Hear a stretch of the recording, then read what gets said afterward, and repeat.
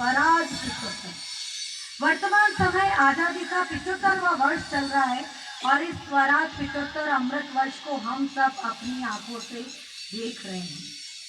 आजादी में जिन्होंने अपना बलिदान किया, जिन माँ ने अपने बेटों को खोया, जिन पत्नी ने अपने पति को खोया, उन सब को याद करते हुए उन आजादी के बलिदानों की कथाओं को पढ़ना, सुनना, अपने परिवार में बताना, उन पे काव्य गीत, काव्य वाचन, अलग अलग प्रकार की प्रतियोगिता के माध्यम से ऐसे 75 महापुरुषों के जीवन को पढ़ना इस वर्ष में हमें सुनिश्चित करना है। ऐसे 5 S और 5 स के साथ हम आगे बढ़ेंगे।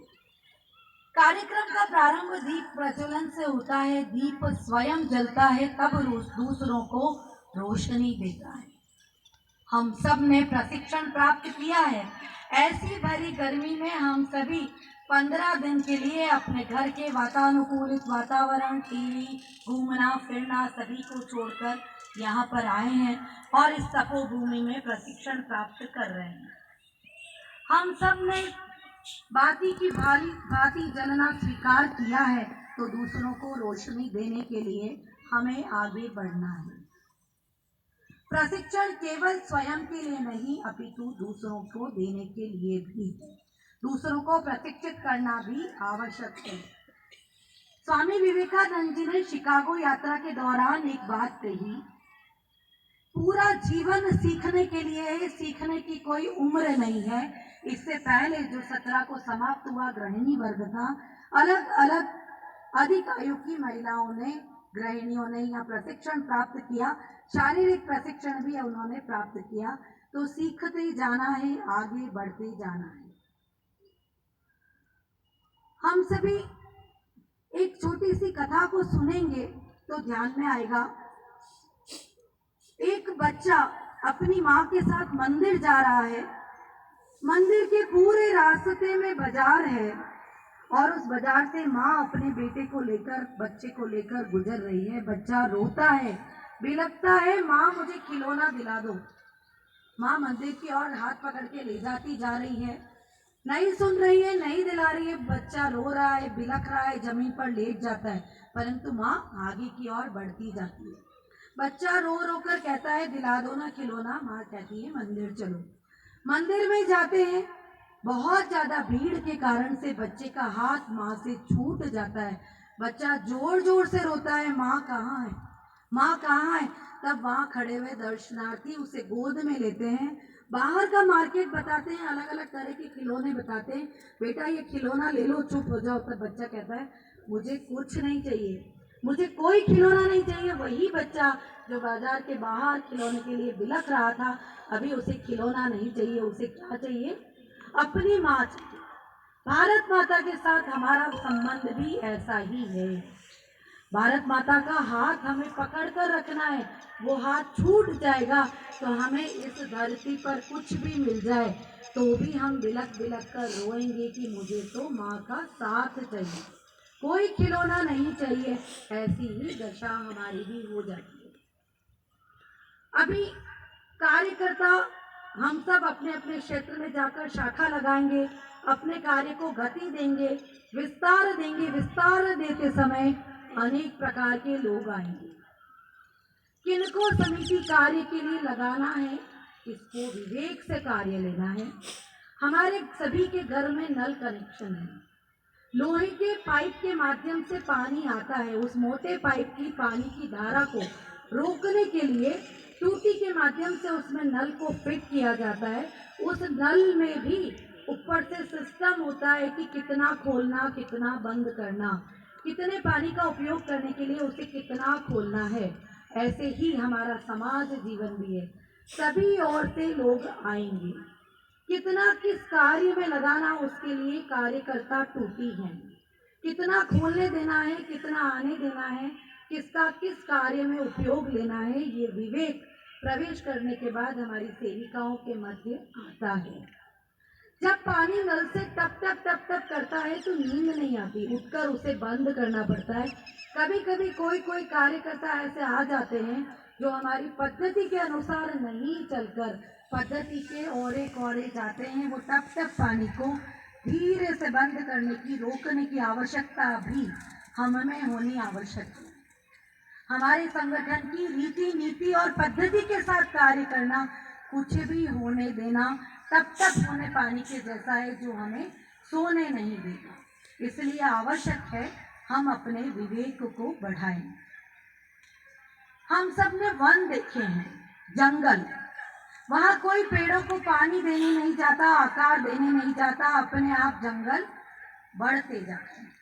उपवन देखे हैं, वहां पेड़ पौधों को आकार दिया जाता है, एक विशेष आकार में तैयार किया जाता है। परंतु वन और उपवन से बहुत अलग है तपोवन। तपोभूमि, जहाँ ऋषि बैठकर तपस्या करते हैं, उस तपोभूमि के बीच हम बैठे हैं। माता शीतला की नगरी, इस गुरुग्राम में हम सब ने प्रशिक्षण प्राप्त किया है। शिक्षिका बहनों ने प्रशिक्षण दिया है, व्यवस्था में लगे लोगों ने प्रशिक्षण को पूर्ण करने के लिए हर संभव प्रयास किया है। तो ऐसे तपोभूमि से प्रशिक्षण लेकर कहीं भी हमें अपने प्रशिक्षण को भूलना नहीं। भारत हमारी माँ है, माँ का रूप प्यारा है, करना इसी की सेवा ये कर्तव्य हमारा है। हम सब नित्य नूतन कर्मयोगी कार्यकर्ता का निर्माण में हमें लगना है। स्वयं एक अच्छे कार्यकर्ता बनकर एक कर्मयोगी कार्यकर्ता का निर्माण हमें करना है। एक किसान सूखे में हल चलाए जा रहा है, तब एक बुद्धिजीवी उससे पूछते हैं, पूरा सूखा तो है, क्यों हल चला रहे हो आप? तब वो किसान उत्तर देता है कि मुझे मेरे कार्य को भूलना नहीं है, मुझे मेरे कार्य से दूर जाना नहीं है, इसलिए सूखा है तो क्या हुआ, अभी भी मुझे उसमें हल चलाते रहना है, कभी न कभी तो हरा भरा होगा। ऐसा ही समिति कार्य है। कोरोना आ गया तो क्या हुआ? कोविड की परिस्थिति में, इस महामारी में लोग बीमार हुए, परंतु समिति की बहनों ने अपनी शाखा को नहीं भूला। एकत्रित होकर मैदान में नहीं सही, परंतु ऑनलाइन माध्यमों का, तकनीकी का प्रयोग करते हुए अपनी नित्य शाखा, नित्य प्रार्थना, नित्य योगासन को प्रारंभ रखते हुए समाज के बीच जाकर सेवा कार्यों को किया। उसमें अलग अलग प्रकार के सेवा कार्य किए, जिनका वर्णन मैं भी आपके समक्ष नहीं करूंगी। उन सभी सेवा कार्यों के माध्यम से समाज में एक उत्साह उस कोविड से बाहर निकलकर जीवन जीने का हुआ। हम सब ने अपने वर्ग में, अपने जीवन में, अपने दैनिक शाखा में आचार पद्धति को सीखा है। आचार पद्धति के हर गुण को अपने जीवन में 24 घंटे अपनाने की आवश्यकता है। दक्ष केवल शाखा में नहीं होना, दक्ष अपने जीवन में होना है। अपने जीवन में एक विशेष दिनचर्या को लागू करते हुए अपने जीवन को उस दिनचर्या के साथ मिलाकर आगे ले जाना है। 3 प्रकार की शक्ति समाज में है। एक नित्य शक्ति है, एक सुप्त शक्ति है और एक जागृत शक्ति है। नित्य शक्ति वो है जो रोज शाखा में आते हैं, रोज कार्यक्रमों में आते हैं, जिन्हें बुलाना नहीं पड़ता, उन्हें पता है रोज आना ही है, शाखा का समय आएंगे, वो नित्य शक्ति है। एक सुप्त शक्ति है, बहुत पहले वर्ग किया था, परिस्थितियों के कारण रोज नहीं आ पा रहे हैं, परंतु कभी कभी आ जाते हैं, उत्सव में आ जाते हैं, कार्यक्रमों में आ जाते हैं, वर्गों के समापन पर आ जाते हैं। वो सुप्त शक्ति को जागृत करने का यह वर्ष है, उन्हें नित्य शक्ति में परिवर्तित करने का यह वर्ष है। ऐसी ही जागृत शक्ति है जो कि ना तो नित्य है और ना सुप्त है, यानी कि जो ना रोज आते हैं ना कभी कभी आते हैं, पर घर बैठे बैठे हमारे कार्य को बढ़ाने के लिए आशीर्वाद देते रहते हैं, घर पर ही कहते रहते हैं कि ऐसा कार्य समाज में होना ही चाहिए, ऐसे कार्य से ही ऊर्जा मिलती है, ऐसे कार्य से ही इस समाज में संस्कार बने रहते हैं।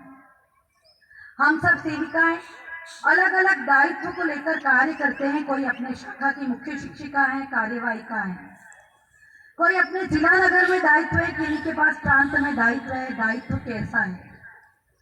जब आप अपने सिर पर एक मटका लेकर चलते हैं तो हमें कुछ कदम भी चला नहीं जाता। भरे हुए घड़े को कब उतारना है ये देखने के लिए बार बार औरे कोरे देखते हैं कि इस घड़े को उतार दें, नहीं तो पानी छल छल कर नीचे आने लगता है। परंतु जब गंगा मैया में डुबकी लगाने के लिए पानी के भीतर चले जाते हैं तो बाहर निकलने का मन नहीं होता। दायित्व भी ऐसा ही है, उस दायित्व के अंदर डुबकी लगानी है, उस कार्य में रत हो जाना है। शुद्ध सात्विक प्रेम अपने कार्य का आधार है और हम तो एक छोटा सा पुंज और छोटा सा उपकरण है। हम कार्य करेंगे तो भी कार्य होगा, हम नहीं करेंगे तो भी कार्य होगा। तो छोटा सा पुंज बनकर भारत माता की सेवा के लिए रत रहना है। एक पत्थर तोड़ने वाला जब अपने कार्य को किस प्रकार से लेता है, एक व्यक्ति पत्थर तोड़ रहा है और वो ये कहता है कि मैं अपना कार्य कर रहा हूँ, बस अपनी रोजी रोटी चला रहा हूँ। एक व्यक्ति पत्थर तोड़ते हुए कहता है कि मुझे तो यही नौकरी मिली, दूसरी नौकरी नहीं मिलती, इसलिए ये काम करना पड़ रहा है। और एक व्यक्ति पत्थर तोड़ते हुए ये कह रहा है कि मैं सबसे ज्यादा सौभाग्यशाली हूँ, मेरे द्वारा गढ़े गए पत्थरों को श्री राम मंदिर में लगाया जाए। तो मैं कितना सौभाग्यशाली हूँ कि मेरी आहुति भी उस मंदिर में रहेगी। कार्य एक ही, उसके लिए परिश्रम एक ही प्रकार का, उसके लिए मानदेय एक ही प्रकार का, परंतु सोच अलग अलग प्रकार की। हमें भी अपनी सोच कैसी बनानी है कि हम भी जो पत्थर तोड़ रहे हैं वो श्री राम जी के मंदिर में कार्य आने वाला है। हम जो कार्य कर रहे हैं वो देश समाज हित में कर रहे हैं। हम जिन संस्कारों को ले रहे हैं वो संस्कार आगे की पीढ़ी तक देने वाले हैं। हमारा मन जिसे मानता है वो कार्य हम करते हैं। तो अपने संगठन की पद्धतियों को अपने मन के अंदर ले जाना है। मन की अथॉरिटी जो कहती है वो हम करते हैं, लोगों के कहने से हम कार्य नहीं करते। लोगों का कहा हुआ कार्य पसंद नहीं आता तो छोड़ देते हैं, परंतु मन कहता है होना चाहिए तो हम करते हैं। कमल पर पानी की बूंद गिरती है और हवा से उड़ जाती है। हम सब कमल हैं, हमने कार्य को ग्रहण किया है। कोई नकारात्मक शक्ति हमारे पास आती है तो हमारा जितना कार्य हमने सीखा अच्छा वो चला जाता है, उड़ जाता है। परंतु एक सीप पर जो पानी की बूंद है वो हवा से मोती का रूप ले लेती है। हमारा जीवन भी ऐसा ही होना चाहिए। कार्य करते करते कोई भी नकारात्मक शक्ति हमारे पास आए वो सकारात्मकता में बदल जाए और वो भी सकारात्मक रूप से हमारे साथ कार्य करने के अलग अलग तरीके होते हैं। उन तरीकों में हमें सदैव सकारात्मकता को अपनाना है, नकारात्मकता से दूर रहना है। शब्द कौन कहता है वो कभी भी महत्वपूर्ण नहीं है, शब्द जिसके द्वारा कहे जा रहे हैं उसकी तपस्या हमारे लिए महत्वपूर्ण होती है। आज हम ऋषि मुनियों से बातों को सुनते हैं, समझते हैं और उसे अपने जीवन में उतारते हैं। क्यों उतारते हैं? कि उनके जीवन का तप हमारे समक्ष बोल जाए। हमें कोई कहे you are right but I am not satisfied तो मजा नहीं आता। हमारा कार्य ऐसा होना चाहिए कि हमें क्या सुनने को मिले, you are right and I am satisfied, यानी आप जो कर रहे हैं वो सही है और मैं भी उससे संतुष्ट होकर आपके साथ कार्य करने के लिए चल रहा हूँ। कार्यकर्ता निर्माण का प्रोसेस जो है वो शारीरिक, मानसिक, बौद्धिक, आध्यात्मिक रूप से बदलता है। हमें परिवार के नाते तैयार होना है, हमें संगठन के नाते तैयार होना है, हमें समाज में अलग अलग प्रकार में समन्वय में जाकर कार्य करना है। तो हर प्रकार के कार्यकर्ता का निर्माण हमारे अंदर होना है। सतत संपर्क को बनाए रखना है। अभी हम सब आपस में 15 दिन तक रहे, परंतु जाने के बाद भी सतत संपर्क हमारे बीच होना चाहिए। विविध स्वभाव प्रकृति के हम सभी होकर भी एकजुट होकर हमने प्रात्यक्षिक किया, कार्य किया, यह हमारी विशेषता है। संगठन में शक्ति है, इसको हम चरितार्थ करते हैं। हम सभी अपने कार्य क्षेत्र में जाकर कार्य को करेंगे। सामने तूफान है, तूफान में रास्ता निकाल लेंगे, तूफान बंद होगा तब आगे बढ़ेंगे, ऐसा कदापि नहीं चलेगा। सामने तूफान है तो भी बढ़ते जाना है, रास्ता निकलता जाएगा, हम आगे की ओर बढ़ते जाएंगे।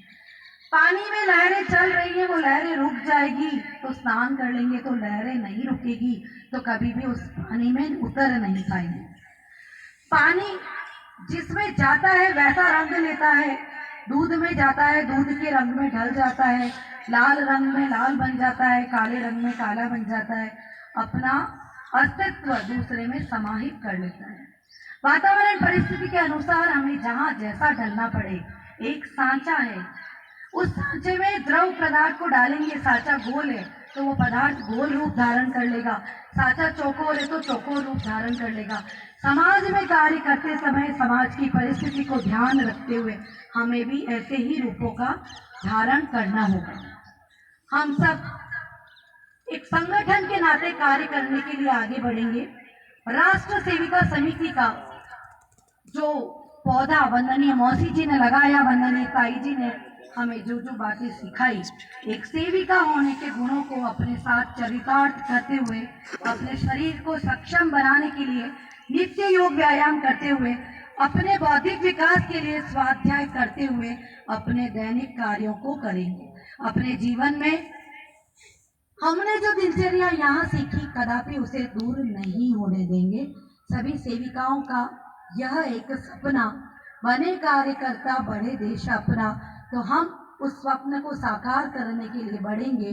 देश रक्षा परम पुण्यम, देश रक्षा परम व्रतम, देश रक्षा परो यागः, देश सेवा रतो भवे। भारत देश मेरा देश, मेरी माता और परमेश, मेरे जीवन मेरे प्राण, भारत माता को कुर्बान, भारत माता को कुर्बान, भारत माता की जय।